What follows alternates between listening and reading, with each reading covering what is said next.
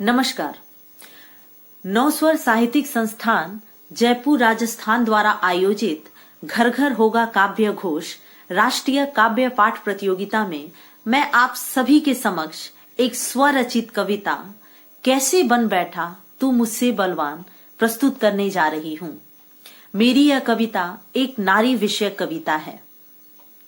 साधारणतः हमारे समाज में लोगों की यह धारणा होती है कि एक पुरुष स्त्री से अधिक बलवान होता है और शायद कहीं ना कहीं पुरुषों को भी यही लगता है।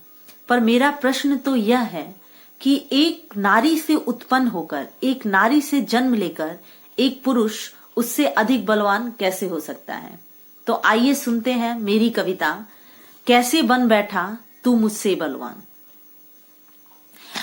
पुरुष को है ये अभिमान, स्त्री ना है उसके समान। पुरुष को है ये अभिमान, स्त्री ना है उसके समान। समझकर अपने अधीन करता हर पल उसका अपमान और कहता मैं हूं बलवान।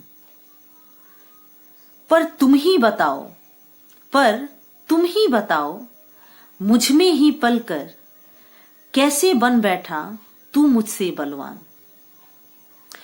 न तुझसे उत्पन्न न तुम में विलीन, न तुझसे स्वतंत्र ना मैं तेरे अधीन।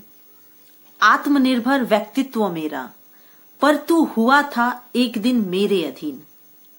महसूस कर तेरे कदमों की आहट, थाप ली अपने गर्भ में तेरी मान। तुझे जन्म देने में टूटी मेरी हड्डियां लकड़ियों के समान। तेरे रोने पर हर बार निकली मेरी जान, तेरे रोने पर हर बार निकली मेरी जान।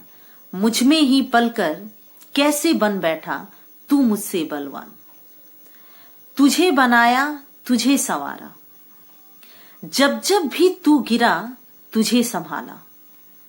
कल तू था निर्बल मैं थी बलवान, कल तू था निर्बल मैं थी बलवान।